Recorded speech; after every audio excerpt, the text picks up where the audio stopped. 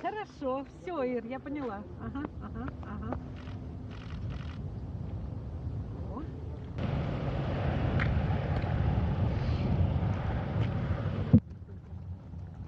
Ну, экстремалов много, 2,5 часа. Ой.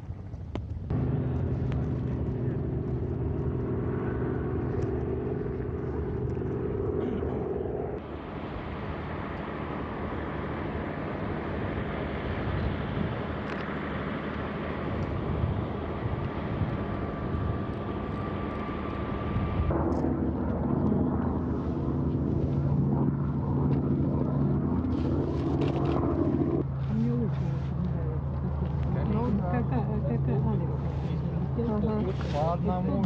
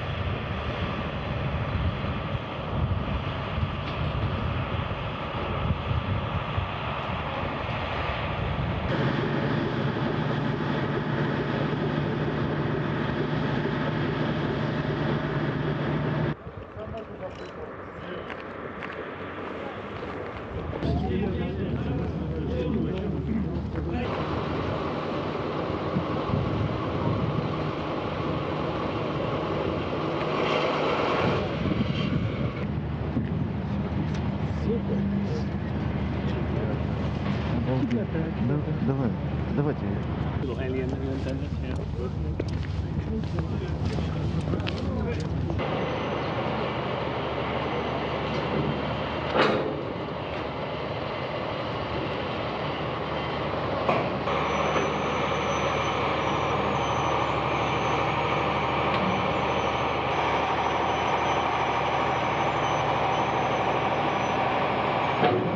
Joel Montalbano, ISS Deputy Program Manager.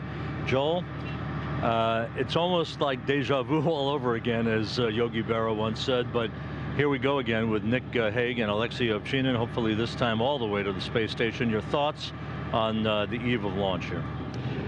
Well, you know, the Russians, they make an incredible rocket, an incredible spacecraft. We look forward to seeing them fly again. You know, it's originally designed to carry people to and from space, but it's designed with a feature that enhances the safety of the crew. And as we saw in October, the crew safely returned and they're launching again. It's an incredible tribute to the Russian engineers, and it's an honor to be part of that process. So 5 months have passed since the launch aboard. Hague and Ovchinin get a redo, basically, a do-over, if you will. What kind of training? Is it refresher training? Is it proficiency? Do they start over from scratch? Are they ready to go? It's pretty much refresher training.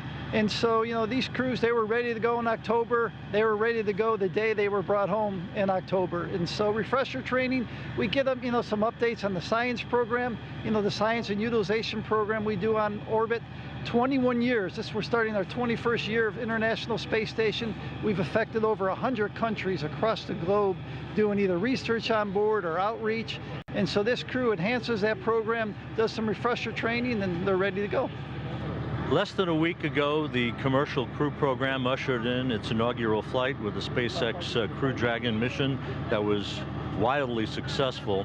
Now, human spaceflight back in the picture for this week.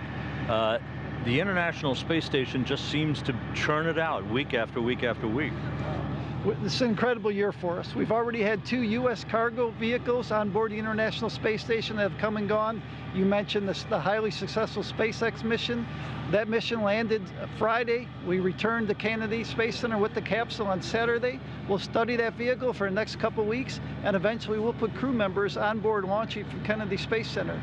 Today, we're in the eve of the launch, the week of the launch of the Soyuz spacecraft. We'll get up to 6 people, back to 6 people on orbit, which is important for us in order to do our research and science program.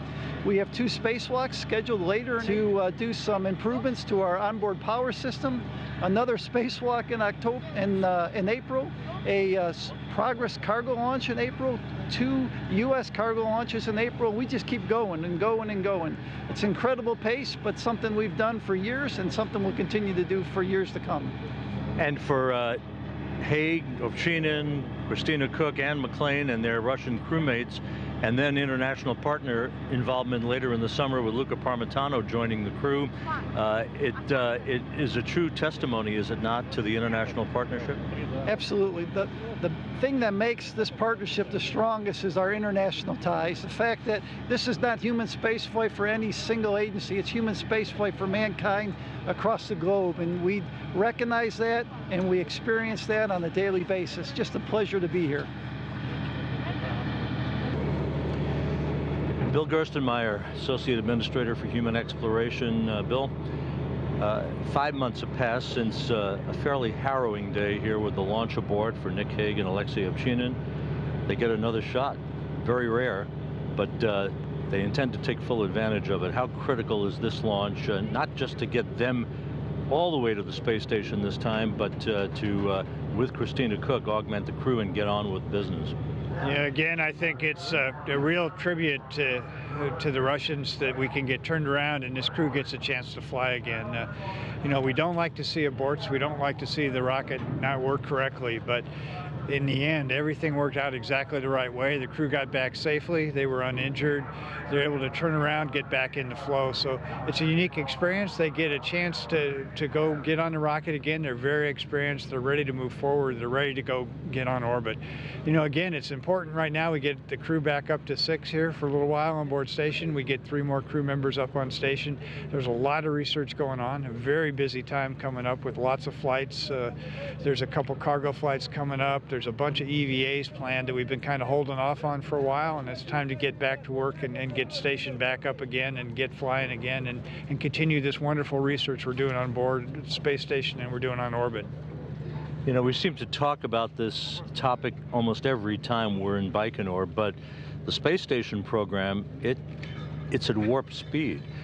Less than a week ago, SpaceX Crew Dragon returns after a wildly successful mission to inaugurate Commercial Crew Program, and here we are in Baikonur for a human launch.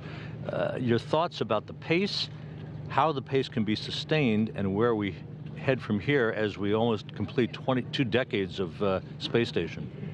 Yeah, again, I think it's really about being kind of measured in the pace, right? So it's not that, we're sprinting or these things are happening fast. You do the planning, you execute, you're prepared if things are ready to go fly. If they're not, you have 3 or 4 backup plans behind you and you're ready to go continue to keep moving forward. So I think it's a tribute to the planning. The coordination needed internationally and even with our U.S. providers is pretty phenomenal, but the program makes it all look seamless and then it comes together in these flights, and I think the outside world sees these and they sense maybe maybe the picking up of to the pace, a little bit faster activity. But I think from a program standpoint, this is kind of our stride. We're figuring out a way to make all this work, to make what is really complicated look easy. And that's what this team does, what this international team does, is they pull together, they work hard together, they work as a combined team to do these amazing things. They don't just happen in one day. They don't just happen when the rocket rolls out.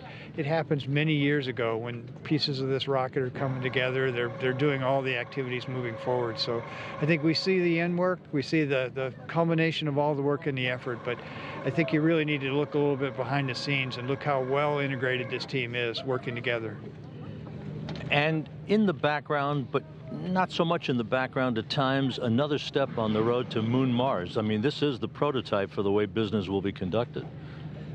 Yeah, again, I think you get a chance to see what we're doing on board station. There's some new life support systems on board station, and those are the second generation of life support systems that'll be used for Mars-class missions. And we're starting to turn around systems where we can recycle, even more of the water than we do today. And we're figuring out ways to save propellant on board station. So we do zero propellant maneuvers. We're able to accommodate the Dragon vehicle coming up and docking without any real impact to station operations. We've had the batteries on orbit for a while that came up on HTV, but they've not been installed. They've been safely stored on the outside of station. Now we're going to get to go do the spacewalks to finally install those batteries. So there's a sense of patience you have to have in this program, that maybe everything doesn't happen instantaneously or doesn't happen at exactly the moment that you thought it would.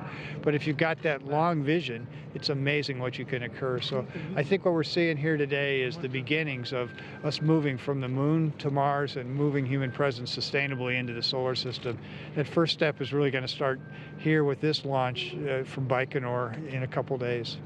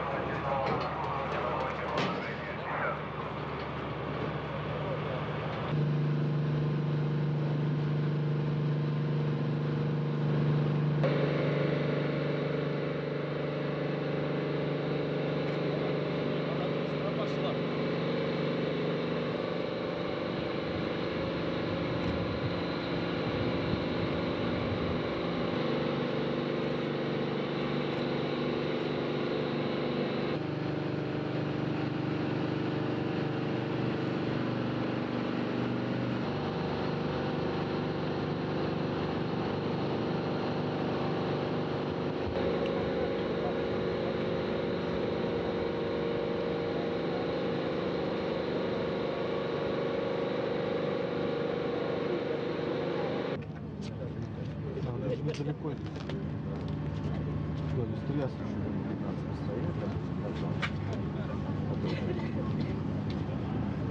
Video out for her yesterday. There's a video on Facebook yesterday about it.